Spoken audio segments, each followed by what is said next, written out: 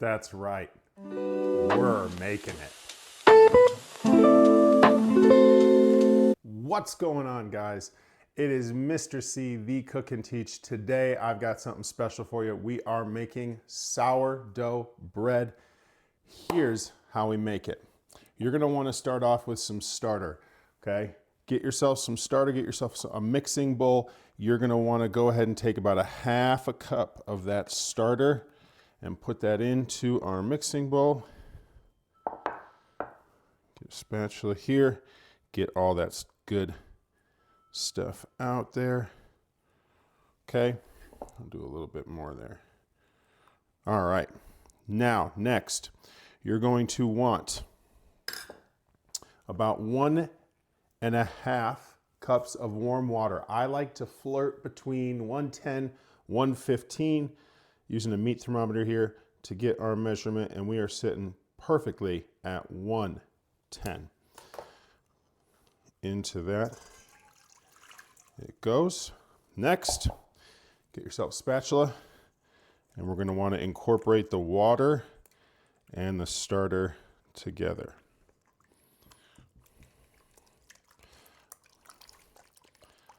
Now, the reason why we want to make sure it's warm, but we don't want it to be too warm, is because all those little monsters in that sourdough starter that's going to be eaten away at our flour here, all those delicious things called gluten. We don't want to burn them off, right? We don't want to send them packing. So that's why we want warm water, just not hot water. Okay, it should look a little bit something like this, more of a almost milky like. Then next, you're going to want to get yourself some flour. This is bread flour here. We want 4 cups of this into our water and sourdough starter mixture. There's 2, 3, and 4. We'll do a little pinch, about another 1 to 2 tablespoons there. Next up, you're gonna wanna get yourself some sea salt. You're gonna want 1.5 teaspoons of sea salt. Do just a tad bit more there. All right, perfect. Okay, now back in with the spatula. Get all this nice and mixed. This should start to form and look like a dough ball, okay? It's gonna be a little bit of a rough dough ball, but it should start to resemble dough and not just a floury, watery mess. Now, at this point, the wet and the dry are pretty well incorporated, but the spatula is not really doing what it needs to be doing, and that's because what it needs to be doing is going into that bowl, because we need to get in here with our hands. Start to just fold and knead here in the bowl so that we get a nice looking dough ball. You don't want to work this too much, just enough for it to form a dough ball. All right. Should look a little something like this, okay? A dough ball enough, but not overworked. Okay. Next, you are going to take a damp towel, and we want this to rest for at least 30 minutes, room temperature on the counter. After that occurs, you're going to start a series of every 30 minutes, you're going to be folding the dough into 4 corners. Fold, fold, fold, fold it. You want to go around the dough ball at least 4 times. Then set another timer for 30 minutes. You want to do that 4 times. Afterwards, it should start to assemble a nice, smoother looking dough. It'll stay in that container then overnight for at least 10 to 12 hours. And then the fun begins. Now, rather than us waiting on that, I've got something better here. I've already started a batch, and look at that. This is what it should look like once it comes out. of this bowl after that long 10 to 12 hours. Okay, what we're going to want to do here, lightly flour our surface. We're going to coerce, this dough ball out of our mixing bowl.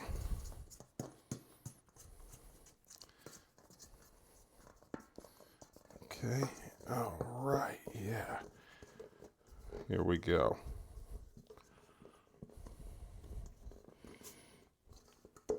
Look at that. Now, we're going to want to start to fold this down from the top down. And as you do that, you should be spinning the dough ball and pinching it underneath the dough.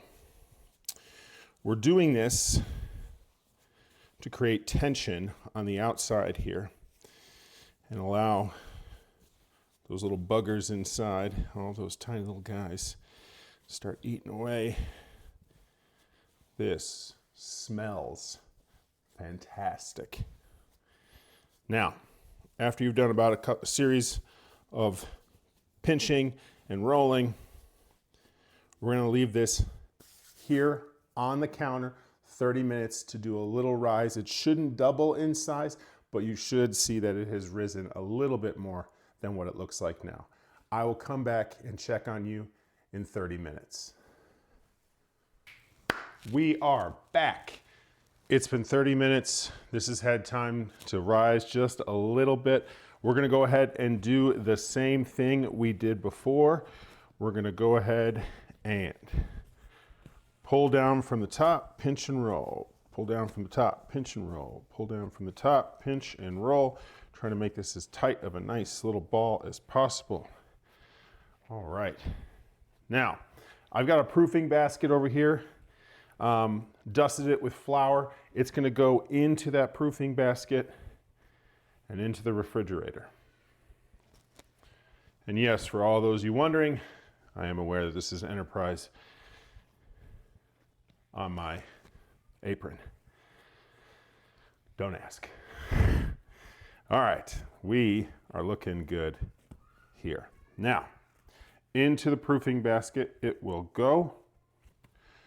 We're going to go ahead and just pinch ever so slightly the seam here of our bread as to seal in all those delicious and nice flavors. All right, this will go into our proofing basket. I'm going to cover this with a damp towel like so. This is going to go in the refrigerator. Now, you can refrigerate this, I would say, at least for 1 hour. But you can also refrigerate it up to 48 hours, okay? Obviously with sourdough, the more you let it rise, the more you let those little tiny monsters, the gluten, all that stuff, the yeast, get in there and do what it does, the airier, crunchier, fluffier, more sourdough texture you're gonna get. Is putting it in the fridge for 1 hour a bad thing? Absolutely not, right? Sometimes you want sourdough and you want it now, or in this case, at least an hour or two from now. But anywhere in the fridge from 1 hour to 48 hours, I will come see you in 1 hour. We're back, guys.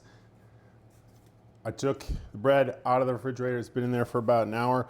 What we are gonna do now, I've got a Dutch oven with the lid on in the oven set to 550. Let that heat up for a minute. We're gonna flip this, put it in there, drop that temperature down to 450 degrees. That'll cook for about 30 minutes. We'll drop it down even further to 400 for another 10 to 15.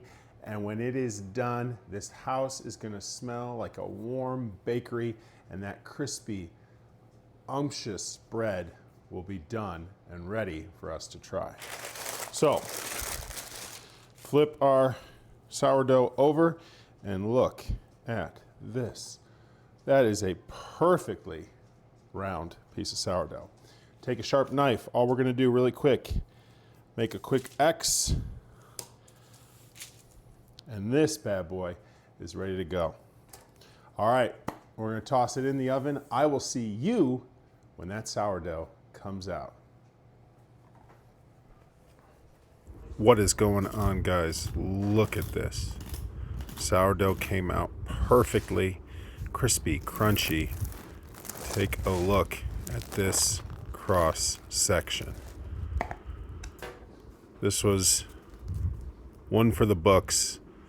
Delicious, super moist. Let's give it a bite. Oh, yeah.